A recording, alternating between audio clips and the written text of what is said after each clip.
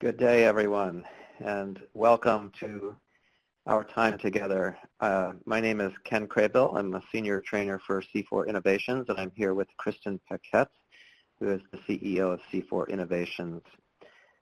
Thank you so much for making the effort to be here today. We really, truly appreciate the opportunity to spend some time with you looking at supporting staff in overwhelming times. I do want to acknowledge that the image you're seeing in front of you may be a bit over the top, although I'm guessing that on certain days it may feel just like that for you and your staff. These are definitely times that are testing us and overwhelming us, and we are all seeking ways to both take care of ourselves but also to support the staff for whom we're entrusted the responsibility to support them. So our plan for today is pretty straightforward. We'd like to mostly make this a facilitated conversation, but Kristen and I are going to provide a little structure in which we're going to provide 4 different principles that we think are worthy of exploring, some examples. We're going to invite questions from you to answer questions that we pose, as well as additional questions that you might have. So just so you look around the room that you're looking at here, you'll notice there's a question and answer or a Q&A box. Should you wish to pose a specific question to us, please put that in that box. The chat box, on the other hand, is kind of a free-for-all, just being able to share with one another. Kristen and I will keep an eye on that, as will others behind the scenes, but we also acknowledge that this is a time that we're learning from one another, so please feel free to have conversations among yourselves on the chat box. So I want to just start with this quote that comes from Laura van der Lipsky's book, The Age of Overwhelm. She had a conversation with Archbishop Desmond Tutu from South Africa and said, what do you do in times of despair? And his answer was, you show your humanity. And I'd be very interested in people sharing your thoughts about what it means to show your humanity. Just a few brief thoughts that come to my mind are, it's really a time, I think, where we're all acknowledging that things have slowed down a bit. They've certainly changed in terms of activities we're involved in. And showing your humanity in many ways, in my mind, is just letting go of all of the stuff that we use to define us and hide behind, and it's even apparent in how we dress.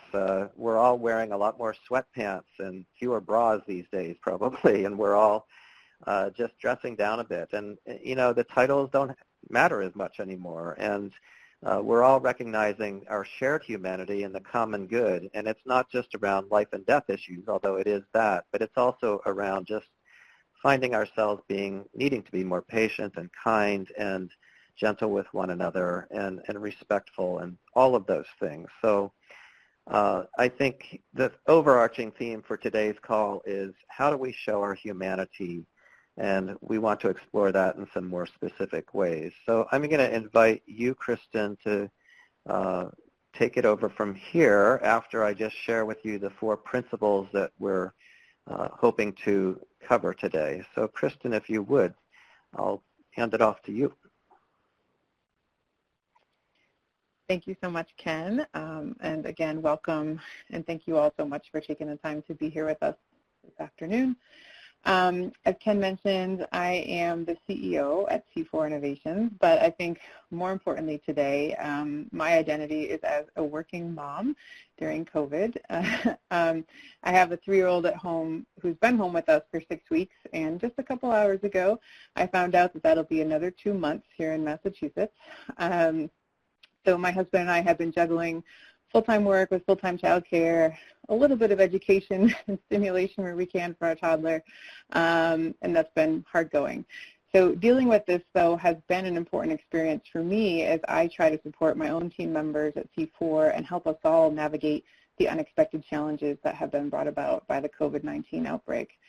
So the principles and ideas that we'll share here together with you are drawn from our experiences of what we're doing right now, some of what we've learned over the years about self-care and teen care, but as Ken mentioned, the richness of this discussion will really be from what you all bring to it with your questions and strategies you can share in the chat box, and we'll share those verbally as best we can with the time we have as well.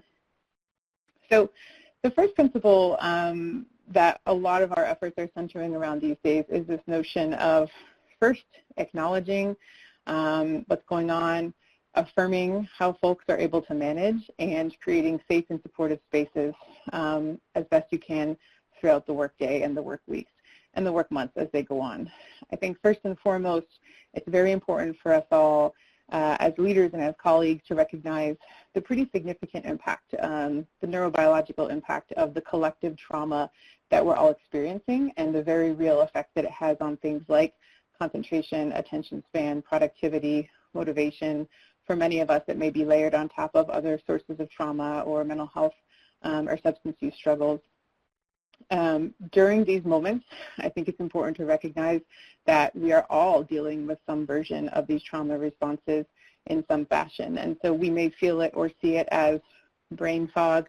I'm feeling that one a lot these days, forgetfulness, or just finding it really hard to kind of sit down and plow through work like we normally find ourselves doing. And again, as a supervisor or a leader of an organization or a team, this isn't something we can just manage our way out of, right?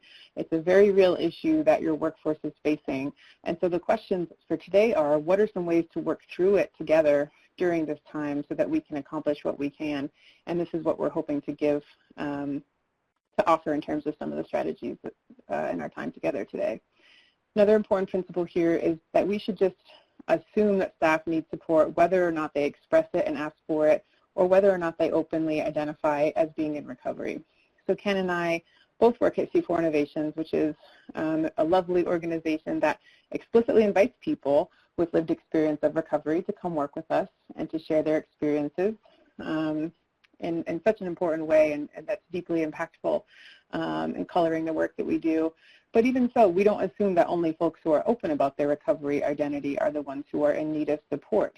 So in the same way that we apply trauma-informed care to everyone we encounter, we should assume everyone is being affected by this event and might need some support, might need some grace and flexibility in different ways at different times.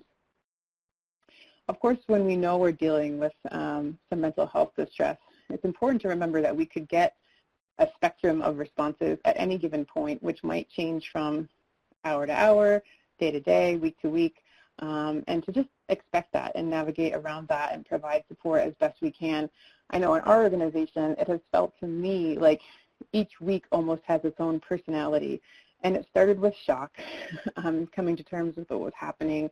We had a week of a lot of gratitude expressed for the fact that we're a company that's able to do a lot of remote work and remain employed right now. And then it sort of moved into a lot of anxiety and shared worry, and even a week that felt more about trauma and outright anger that was coming out sideways. And we expect that that'll continue to take shape in the coming weeks. And that's normal. So part of that, recognizing that this is normal, is creating space in an ongoing way for your team members to connect with one another, support one another, just share and vent, process, talk openly about mental health. More importantly, share what they're doing that's working for them that might be a resource to somebody else. You know, for some organizations, it's maybe not typical to provide space to address things like mental health openly in the workplace, but I would imagine many folks on this call work for similarly affirming organizations where there's at least some of that some of the time, and now's the time to really create that space. Thinking purely from a perspective of business and productivity, it's really tempting even in these times as leaders to try to plow ahead with business as usual, accomplish what you can with the time and resources you have. If you're in a direct service environment, the need can feel almost endless, I'm sure, especially now with the needs that folks have and a lot of problems that are very, very hard to solve. But it's near impossible to roll right past the mental health and support needs that staff may be having right now and expect that anything meaningful can be accomplished if there's not a space for some of that connection and processing. So if you think about in your own workplace, where in the day or the week or perhaps even outside of work hours are there places to come together, acknowledge what's happening, name it, address it, grieve it, discuss and process, and again, share strategies for getting through it. Just to share a few things that we've been doing at C4, informally, what we see happening is often the first 5 to 10 minutes of a lot of meetings are dedicated to just checking in and sometimes openly talking about COVID and sometimes, just other ways to connect in a lighthearted way before diving into the business ahead of us. We also have tried to meet more frequently as a staff, so just to have opportunities to gather. Sometimes there are important updates to share. Sometimes it's just to come together socially or to even have fun, dare I say, in this moment. We started some optional affinity groups for our staff. So we have staff members that are hosting things like self-care affinity groups. We have a bird watching group, a book club that's coming together, groups that are coming together to talk about what it's like to parent right now and balance work. We also recently tried a C4 talent show where folks were able to just come and share an instrument, a musical talent, something like that to just wind down on a Friday before we transitioned into the weekend. So there are lots of ways, that you can just offer that space and kind of let a little air out of all the stress that folks are feeling. In these moments, it's also really worthwhile to remind folks what's available to them in terms of employee support resources and benefits. So, many of us have things like employee assistance programs as part of our benefits packages. So it's really helpful for mental health concerns, or even some other concerns depending on your benefit, maybe helping folks think through financial challenges that they're having and things like that. May not be a resource that's top of mind for folks if they haven't used it before, but something like that's really helpful. We've also been trying to pass around all the good resources we can find around things like digital peer support, recovery support groups, self-care strategies, parenting strategies. We've got some shared file space where we try to gather those resources and invite discussion about them. Just another way to centralize some useful things and invite some connection. And perhaps most importantly right now, really openly promoting the use of paid leave time, including some of the newly available provisions that are in the CARES Act and things like that many employers are needing to offer to have the additional sick leave available as part of the COVID response. Being very transparent and promoting that rather than just sort of letting folks know that it's there is another really important strategy to support the staff at this time. Ken started the webinar today with a wonderful quote about kind of showing up as human in these moments. And I think for me, I've taken that message to heart as a leader for a long time, because sometimes you just don't know what else to do. All you can do is show up as who you are as a human being right now, and a human being that's struggling in your own ways.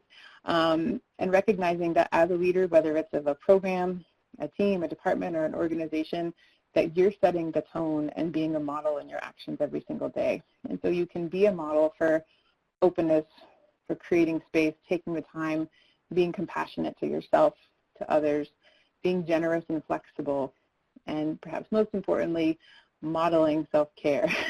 We can talk about self-care all we want, but if you're a leader who is not taking vacation time to take care of yourself, your family, sending emails 24 hours a day, it's sending a message to your team that it's not okay for them to disconnect and take the time they need right now either.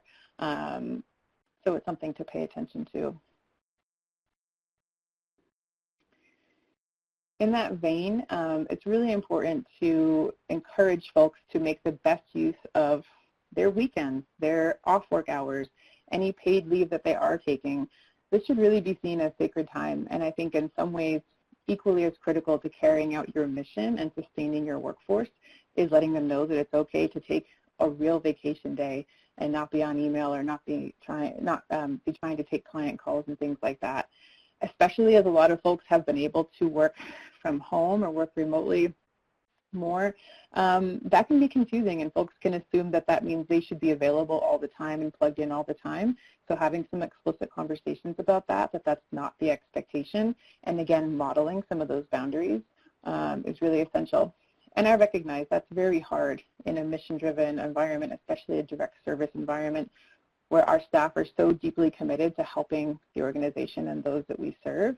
But it's also important to frame self-care and disconnecting as the necessary rest and renewal so that we can sustain ourselves for the long term and continue doing this work, not only during the crisis, but beyond it as well. Just a couple more items under this principle, and then we'll open it up for a little bit of chat and questions. Communication. These are the moments where we talk about over-communicating as a best practice. I think you can't be present enough and visible enough as a leader during these times, especially if you're the one that's available to share messages and updates and do some of this important work of normalizing the mental health challenges and the stressors and the self-care that's needed to deal with it. The landscape is changing so rapidly right now. It will continue to change rapidly. So doing the best you can as a leader to be consistently available and showing up and stable and transparent is really essential. And when you can, show confidence and show certainty where you can. Right now especially, that probably feels very hard to do, whether it's caring for the folks that you serve and making sure that everyone is housed or well or maintaining their recovery, or even being worried about the long-term viability of your organization and your workforce. Find places where you can be confident. If you can be certain about things like job security or the long-term financial health of your organization, share that where you can. In other ways, you could talk about some of the measures that you are taking as an organization or as a leadership to buffer against some of the risks that you're facing. And if nothing else, you can be really certain with your employees that their own physical and mental health and well-being is top of mind for you.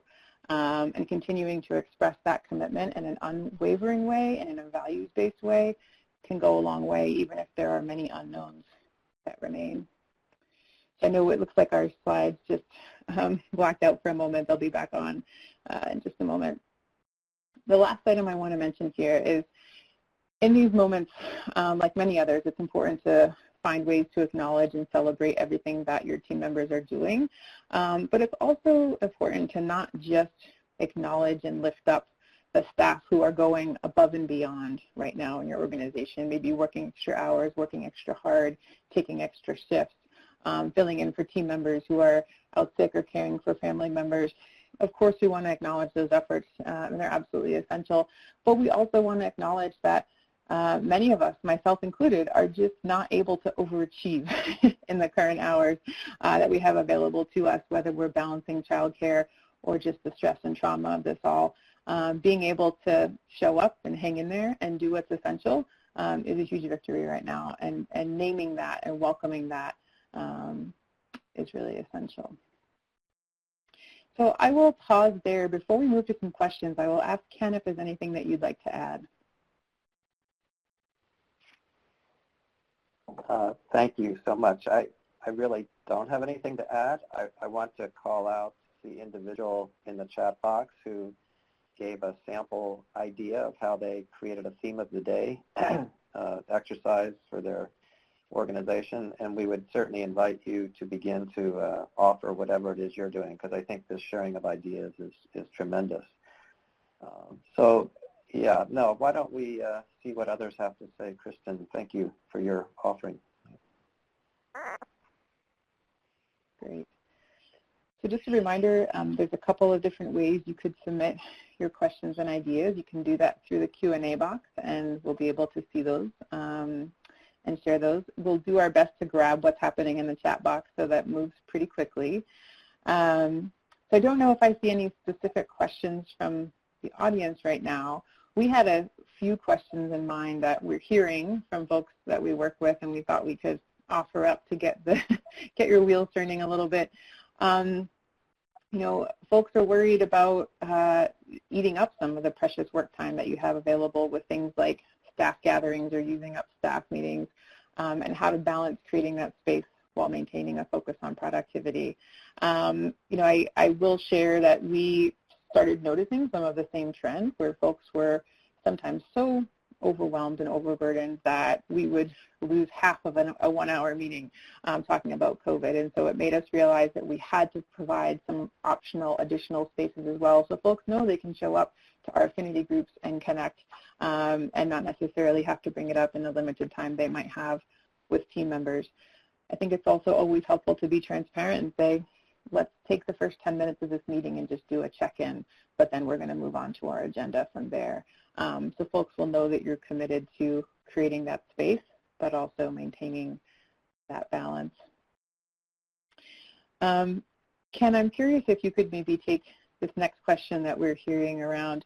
A lot of us talk about trauma-informed care and taking care of our clients, but when we know that our staff is actively experiencing this kind of collective trauma, how do we really support staff to process some of this as well? Sure, I'd be happy to comment. And again, I invite people to share. I guess I would just start by saying, and Kristen made this point, that we are being affected neurobiologically as well as in all other parts of our being by the trauma, the collective trauma and individual trauma that we're all experiencing. And frankly, our brains aren't operating at full capacity, nor should they. It's actually normal that we're not thinking normally, if you will. And I think having a grace and a recognition of that is one way to be trauma-informed. Another is to realize that right now it's hard to think about things in great complexity, and so I think simplifying things, creating a sense of orderliness, if you will, can be helpful for many, many people in the midst of the external uncertainty and chaos. I also think about just what we know about trauma-informed care. It's creating safety, and this is, of course, something you just commented on. And safety, of course, is partly in the eyes of the beholder. But I think it's that individualized conversation, and this is for those of you who are supervisors in particular, to be asking the kinds of questions of how are you staying safe, not just physically, but emotionally and spiritually and otherwise. And then in addition to safety, how are you nourishing and nurturing yourself? How are you being able to transform trauma, if you will, into potential learning and growth? Not that you have to be learning anything during this time, but I will say this is a grand opportunity in many ways for us to slow down and begin to reassess our situation, our lives, and acknowledge that we tend to live very, very busy lives and traumatizing lives, even when times are so-called normal. And I'm always reminded by the quote from Thomas Merton, who says, this busyness that we get caught up in our lives ends up being a form of innate violence in our lives, in that it robs us of the inner wisdom that needs to continue to feed the work and the thinking that we do. And so how can we bring down that level of violation of who we need to be and want to be? I could go on. I will say, just around productivity, I think we're learning to define productivity in a different way, and I hope it's a definition that takes us more towards the qualitative rather than the quantitative. I know for myself, doing a lot of teaching and training, I'm relishing this time to dig deeper and think more deeply about some of the training I'm doing, whereas before it felt like it was a little more rote. And so I trust that you're finding opportunities for that too. Thank you, Ken. We do have a great question that I think I'm going to lob back over to you because it's got a strong supervision edge to it. The question is, if we have any thoughts to share on coaching or helping staff to name or identify what they need. Staff are often expressing very broad needs or sharing very broad expressions of what they're experiencing and what their needs are. So any thoughts about how to help staff hone in on that and then support them from there, Ken? Yeah, thank you. Thank you for that question, Diana.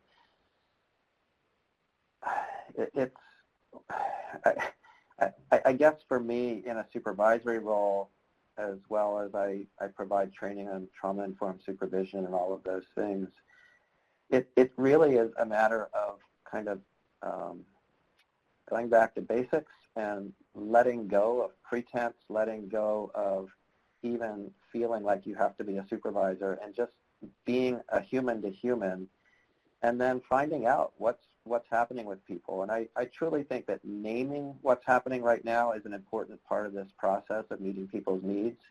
And people will name it in different ways.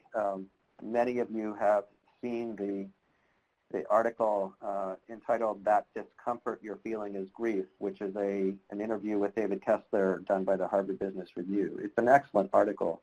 So some people are feeling grief, some people are feeling anger, some people are feeling just shut down. And of course, if you're an extrovert, you're totally feeling shut in. Those of us who are more introvertish, we're actually happy as a clam in some ways, hanging out at home, but not entirely. But so what I'm trying to say is everybody's experience is going to be very different. And so let's do a lot of asking and listening and a lot less coaching or telling or even thinking about change processes right now. This is the time to really settle in, center, and I would just say any kind of mindfulness practice exercise that you can do yourself, but also in your supervisory sessions, in tandem with one another, all can be very beneficial. So those are my random thoughts at the moment. Great. You always have great random thoughts, Ken. See, we're getting a couple other questions flowing in, which is fantastic. But I think maybe, Ken, if we move on to the second principle, and then we'll keep drawing these questions in as we move forward. Yeah, and I think this second principle really ties into what I was just saying and what you've been saying, is that we really need to provide our full selves and put our full selves forward. And that means in all of our strengths and giftedness and wisdom, but also in the things that are hard and difficult and sharing those things. So I'm going to put a number of things up here at one time. When I talk about vulnerability, people think of different things, but vulnerability to me is a huge strength. It's not a weakness, as sometimes it's thought to be. And I know Brené Brown talks a lot about vulnerability, and her way of, an antidote to shame-based thinking and behavior is to really enter into a full-fledged vulnerability, which really means being who you are for everything that you are. It's a radical self-acceptance, I think. And there's something about that in our roles as social workers, as coaches, as supervisors, that at least I've noticed, the more I enter into being human and vulnerable in a, you know, it's sort of a way that's not overly sharing and that kind of thing, but just allowing myself to be human, it brings out the best in other people. It also creates safety. It also creates opportunities for people to see that there is no such thing as perfect. There's no such thing as full success. And so I often think back on a little mantra I heard many years ago. It was basically show up, pay attention, tell the truth, and let go of the results. And that somehow still rings true in this day and time, certainly.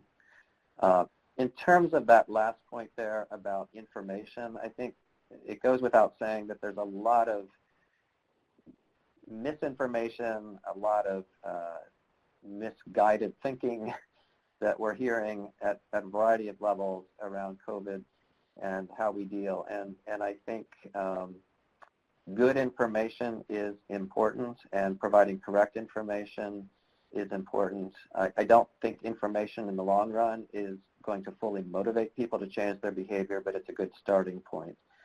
But I think rapidly, you know, the rapidly changing landscape with new information coming on is something we need to keep up with. So for me, what that means personally is I'm gonna keep listening to the news, but I'm going to be very judicious in where I get my news and how I listen to it and how I listen to my listening to the news, so that I'm not just taking things in without some contextual understanding. Again, this is acknowledging we're all affected, we're all peers, and yet I think it's really important that we recognize that no, this pandemic is not the great leveler. Most of us live probably on this call with running water and a roof over our heads and a bed to sleep in and people we can turn to talk with, and a whole lot more. And yet we are struggling as well. But I do think perspective-wise, it's important to remember that for many of us, this is sort of a major inconvenience, but it's not a death and life issue for most of us. And so I think sharing that, recognizing that is an important piece of this. So I'll just move into, again, sort of asking for some of your thoughts. And while I'm doing that, Kristen, I'll ask you to comment as well. But the question we would pose to you all is, our agency has been focusing more on equity in recent months. But now with the current situation, it feels like much of that is kind of gone by the wayside. How do we stay focused on equity right now while we deal with this crisis? And I'll just say, for those of you who know the National Healthcare for the Homeless Council, I know Bobby Watts has spoken to that and in an article he wrote. But I would love to hear other people's thinking about that. But I'll start with you, Kristen, see what thoughts you want to add while we're here. Yeah, and I think what I'll do first, Ken, is kind of pull out another question that we've gotten in the Q&A box.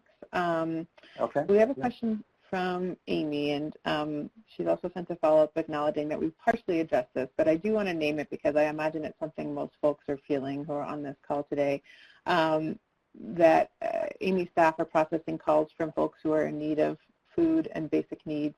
And their team has repeatedly discussed things like our universal vulnerability, the secondary effects of trauma and hearing these stories, and often not being able to fully help. So do we have any further thoughts about how to address that issue, especially in this current moment where the demands are endless and the ability to help is limited, and any other ways to help staff to name that, process it, live with it? Any other thoughts, Ken?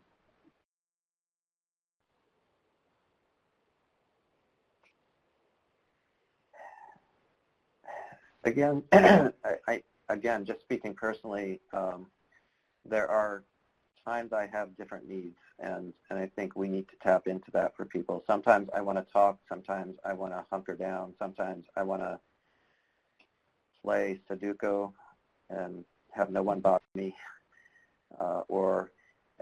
so there's no magic bullet here. I think the key here in my mind is, and I believe this wholly, that self-care is the sum total of thousands of small, tiny actions and thoughts and perspectives that make up our day. And so there's no one thing that's going to work for people. I think it's a whole myriad of things. And so this is a time for me when I think it's easy to get overwhelmed. And when we get overwhelmed, we narrow our range of thought and processing and ability to think through things and problem solve. And so one thought is find at least one person who you have that free space, safe space that you can talk with people about what you need in the moment, recognizing that in the very next moment that might change. I'll stop there. Thanks, Ken.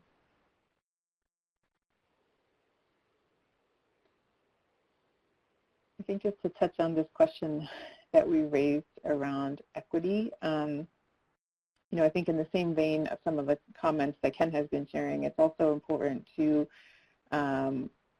find levers that folks can hold on to in these moments that feel so overwhelming and daunting and uncertain. And this might be a place to hone in and have some conversation where, there still is an opportunity to shape what your organization's response or your community's response is to making available the limited resources that are available, whether it's housing, food assistance,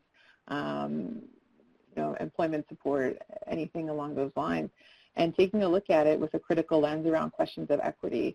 It's very easy in moments of crisis, especially, to operate without an intentional equitable lens for who's able to show up and access the services and supports that are available, who's left out, what are those barriers, what does it take to disrupt those barriers and make sure that everybody can be equally served by what's there. And the other important piece of this conversation is that to some extent, what we're doing right now in this crisis moment may yield some innovations that we want to carry through into the future. So if we can find ways to reduce barriers and increase equity in the most dire of situations, maybe that tells us about something that we can do as we continue our work under more normal circumstances in the months and years to come. So engaging staff in some of those conversations, looking at what data are available, getting the right folks to the table who can speak to these issues from the communities that are most effective and starting to problem solve together might be one way to be able to at least start to channel some of that frustration and concern about not being able to meet all the needs. Let's at least make sure we're doing this as equitably as possible right now. I want to respond to Kenyeta's comments and question. I would turn this back to you, Kristen, but my initial thought is if in fact funders are placing the same demands and expectations on us as they were before, that seems to me to be a call for a conversation with funders and ask them to be more humane as well in their way of, because everyone's had to adjust expectations and goals, and so for us to live in fear of not meeting expectations of a funder when in fact these are very different times, in my mind, if possible, calls for rabble-rousing a little bit around that. So. Yeah, I would have gone to the same place with that, Ken. You know, we've been fortunate to work with many funders who have reached out and said, we know this is not business as usual. Tell us what you need. We will stand by you. We know it will look different. We know you may need to pare down expectations and deliverables, and that's just amazing. Who could ask for anything more, right? And not all funders are doing that. I think we should not assume that flexibility wouldn't be there. As Ken was saying, many agencies that have been able to provide funding for things like housing and recovery support services are in complete crisis mode on their own, trying to manage their own operations, so they may just not have been able to think through what might modifying somebody's contract or scope of deliverables look like. So definitely reach out and have that conversation. And I think to the extent that you have any data available to be able to show what the most immediate demands are, where they're coming from, and how your organization is already pivoting to meet those demands is really important. And you could also use that to build a proposal of sorts to say, maybe we can't do what we thought we could do 6 months ago, but look at all of these things that we're doing for our community right now to keep everybody as healthy and safe as possible, would be my other suggestion. I'm looking at your question, Claire. Oops, just went away. Did it go away for everyone or just for me? I don't know. Oh, there we go. Went away from me too. Okay, all right. But this, you know, agreeing that we need to have this regular communication, but what happens when people are experiencing incredible sort of just not knowing which way to turn? And the good news is they're turning to you because they're obviously finding value in that and comfort. And at the same time, you're asking, how do we create some boundaries around that? You know, off the top of my head, I guess what I would say is I would see if it were possible to set aside a particular predetermined time to have a conversation with somebody for a predetermined amount of time, in a predetermined frequency of time. All I'm saying is creating some structure so that that person who has, you know, is calling quite frequently, it can contain that in some way, knowing that there will be an opportunity to talk. That said, I think it's also an opportune time to ask that person to think about other ways that they can express themselves, whether that's through communication in words or whether they might find an outlet through art and music and painting and other things to help them reduce what sounds to me like a really high level of stress and anxiety. And there's more that could be said, but I'll leave it there. others, please type your ideas into the chat box.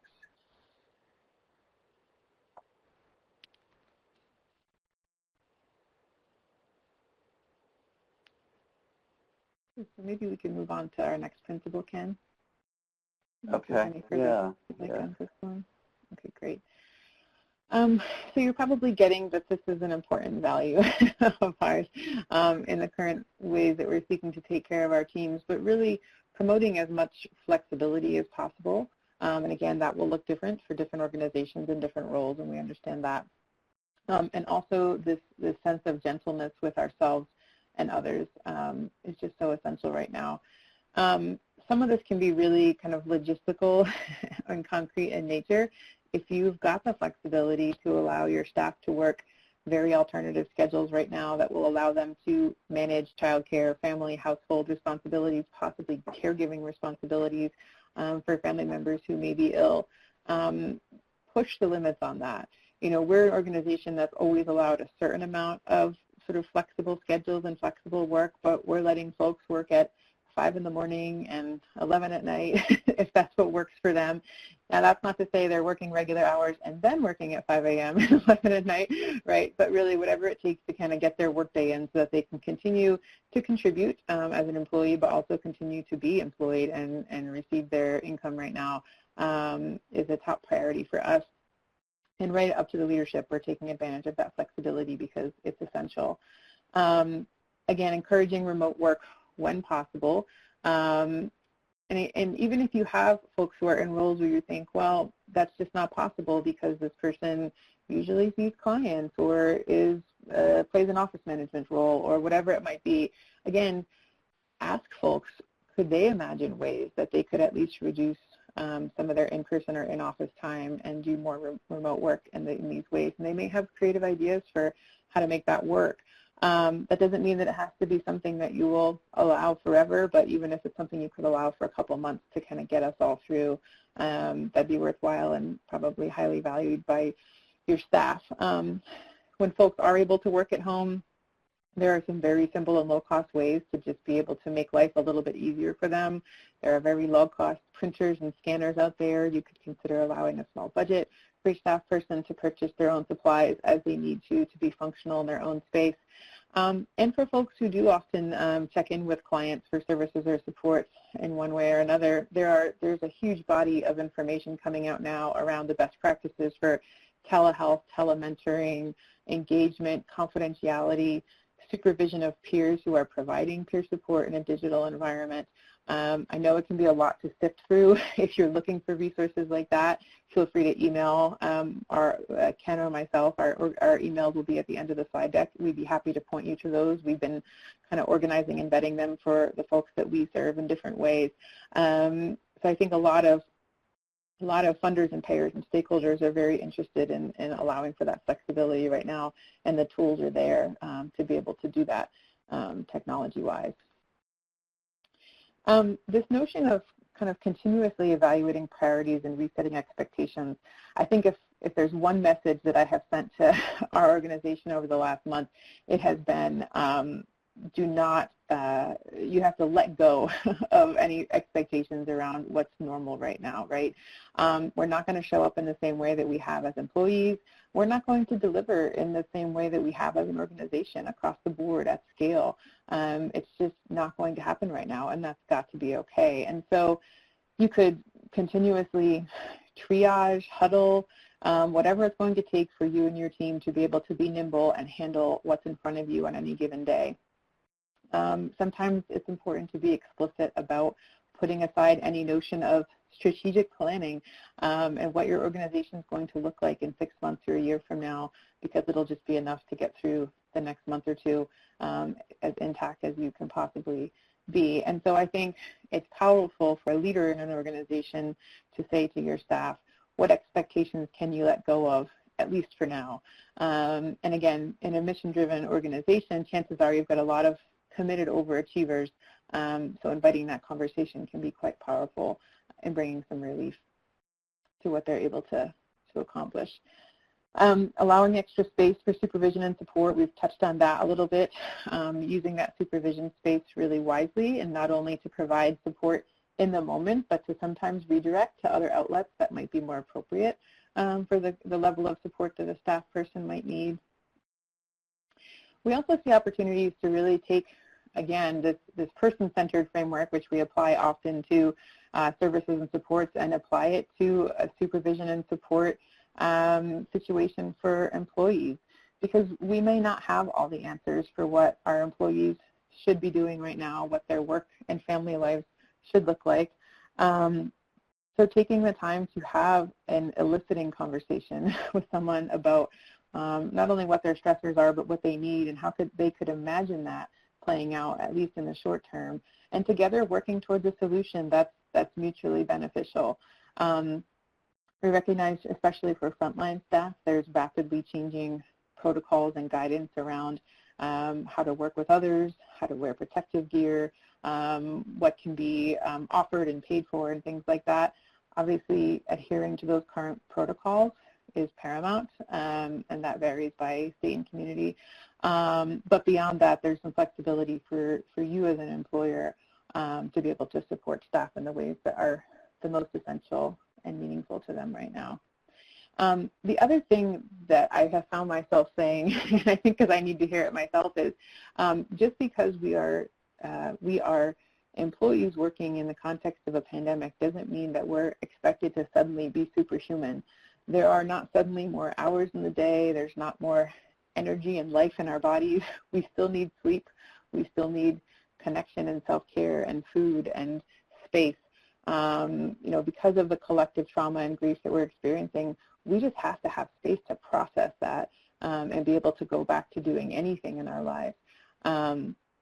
So I think, again, inviting staff to not put that pressure on themselves to suddenly be able to operate in an extreme circumstance at the level that they've been able to operate previously or better is really important.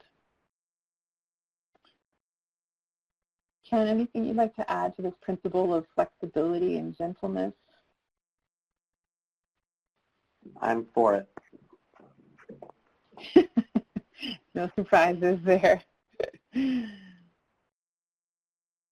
So again, we'll invite you, if you're able to submit any questions. I will just mention to our moderators who are behind the scenes, I'm no longer able to see the Q&A responses, if that's something you could help us bring back up so we're not missing any questions. But again, a couple that were on our minds and that we've heard is, as an employer, I worry about opening the floodgates. If we invite a lot of flexibility or invite staff to take the time off that they need right now, so how do you balance that flexibility and generosity with productivity, even with everything that we're handling? And I think what comes to mind for me around this question is that it's probably safe to assume the best of your employees. If you have employees who would take advantage of the situation, that's probably a different issue that needs to be addressed outside of the current pandemic context that we're all in. But folks want to work, they want to do a good job, they want to carry their weight within a team or an organization, but they just might need a little bit of extra support and flexibility to do that right now. So again, allowing the space for that conversation and allowing their needs to come from them with some ideas around how to handle that within the limits of your organizational structure can go a really long way, and ultimately also build some wonderful loyalty and cohesion, down the road also, as folks remember how they were supported during this time. I just want to support that, and also in response to Chandra, who's saying one of the challenges is people feeling like some staff are pulling their weight more than others and doing more than others. It's very possible that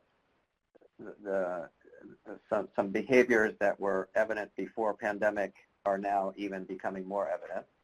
And I do agree with you, Kristen, that for the most part, employees want to do their best, are willing to do their best, and if we believe in them that they'll do their best, they will. At the same time, it might be that there are people for whom their job wasn't or isn't the right match and fit for their strengths and skills. I do, however, want to offer a caveat, and that is that for some people, and again, coming from a trauma response, shutting down is a very common response in these days and times, and therefore not being able to produce. That said, it would be really important for that conversation to be able to be had overtly rather than covertly. So Chandra, just in response to what you were saying, I hope that a conversation can be had with employees, both who are underachieving but also overachieving, and help them find a little more balance. I wanted to also quickly respond, if I may, Kristen, to the comment about how do we support. Many of us are working from home, but we live or we know healthcare workers who are in the hospitals, in the clinics, and that kind of thing. And that's actually my situation. My wife is a nurse turned chaplain. I would simply say reach out to them and just say thank you and be in touch. The one thing I would caution against is treating them all like superheroes. I don't think most of them want to be treated that way, as superhuman. You were kind of alluding to this, Kristen. Most of them see themselves as people doing their jobs and committed to doing their jobs because of their values and their skills. And so I don't think we need to overdo our praise, but just come forward in our best selves and affirm all the good things they're doing and thank them for doing it would be my brief response. Mm-hmm. Thanks, Ken. Is there more before we move on, Kristen, on this particular topic, do you think? No, I think it'd be good to cover our final principle in our last few minutes. So again, I'm grateful to Kristen who came up with these 4 principles, and I think they're very thoughtful and cover some really essential territory. The last of these is holding the long view while examining what should change or might change. I don't think this is the time to implement a lot of major change, clearly, but it is a great time to really anticipate and ask questions. And I think all of us on this call recognize that all kinds of fault lines in our society are being exposed by this pandemic. And, I'm hoping that most of us are calling into question why we have this kind of absurd arrangement where employers provide health care because we're seeing now millions of people losing their jobs and thereby losing their health care. I hope we're calling into question why it is that African Americans are contracting and dying from this illness at 2 to 3 times the rate of others. And I hope we can look at why that is, and not only why it is, but change those things. I hope we can also look at other fault lines that are happening that would suggest that everybody deserves housing, and can we make that possible?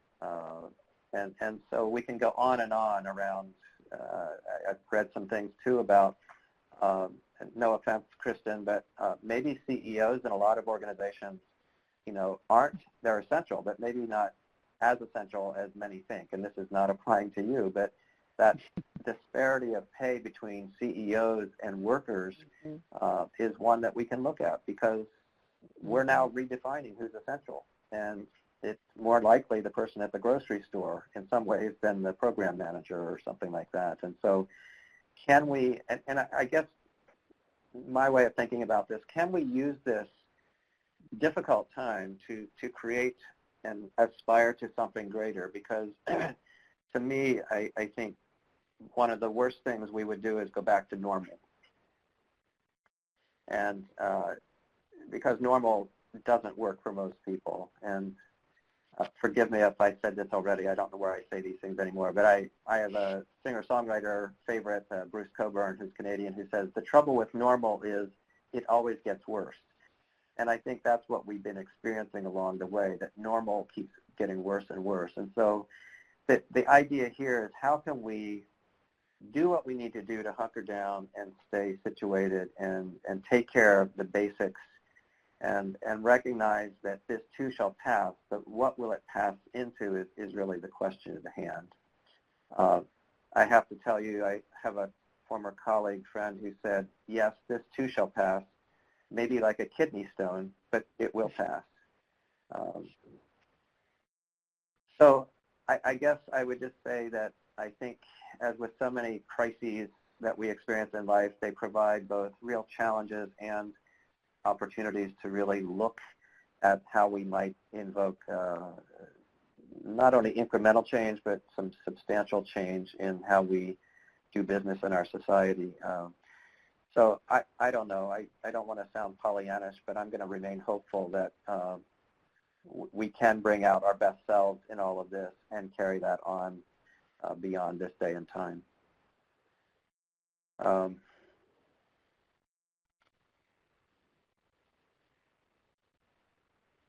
Well, there's that word normal, yes. So I invite anyone to share your ideas, thoughts, questions, if you would, as we have a few minutes left remaining. We do have a few questions that we came up with. They are these. What are some things that you can do right now to counteract dominant white culture tendencies during this crisis response? And those of you who are familiar with dominant white culture tendencies, you know there are quite a number of them that involve either or thinking or worship of the written word or power hoarding. I mean, there's lots and lots of things that are normalized in our culture but aren't working for many, many people. So this is a great time to examine those things. And then how can we use this time to examine and make changes to our structures and processes? I think that's one of the challenges that we can at least be contemplating during this time.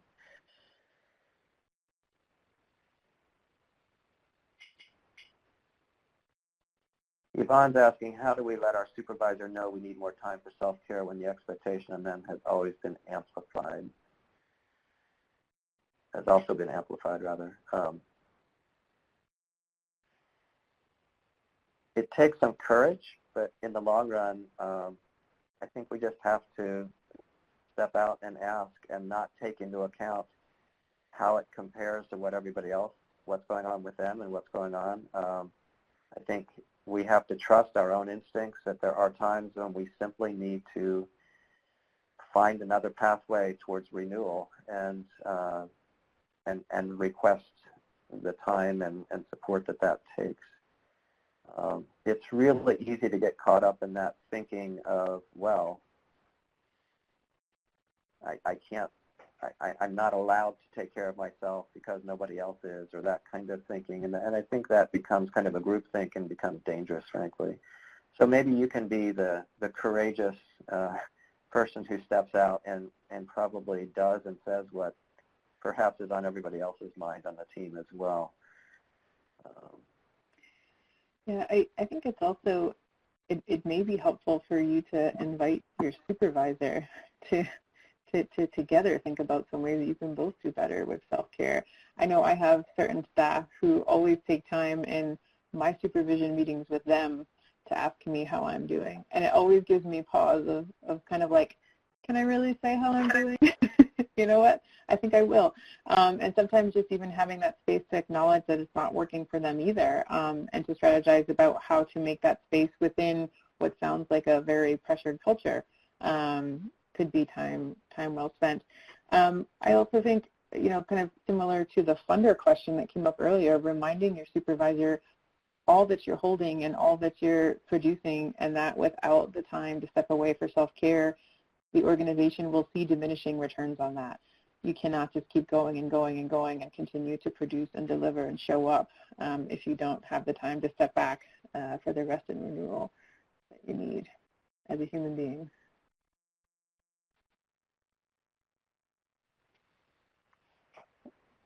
Danica, in answer to your question, C4 has been very committed and is committed to working towards racial equity. I think this white dominant culture is summed up nicely in a piece that was developed by the people who are working on dismantling racism. And you might just Google dismantling racism and white supremacy culture or white dominant culture tendencies, and I expect you'd find something there, and for all of you. Thanks for asking.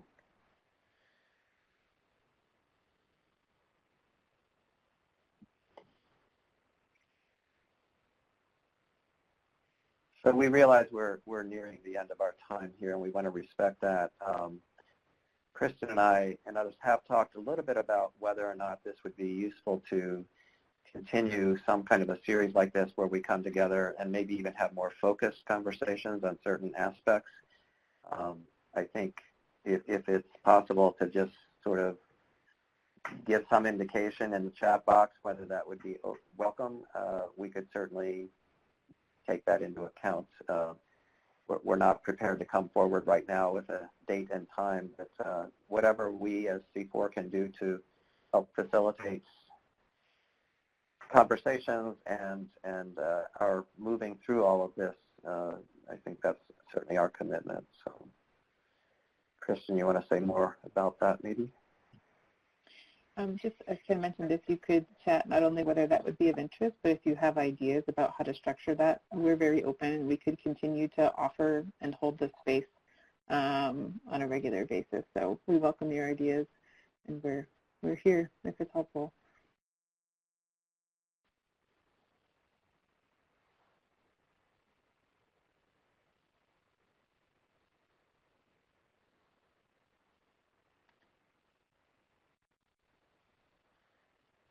So we'll leave the chat up for a few minutes and feel free to continue, but I think probably it makes sense for Kristen and I to bow out and respect your time here. We already see a few things being written here, and we apologize for the questions that we weren't able to get to, but hopefully this has been some value. We realize that there's nothing linear about this, and so if it feels like it's been a hodgepodge of ideas and thoughts, it has been. But we hope you've been able to pick off some of those things and give you food for thought and action as well. So thank you all. And we'll leave the chat box open, the question and answer box open, and but otherwise I think we'll hide back in our corners again, hunker down in our homes. Thank you all so much for your time. And thank you, Ken. Take care.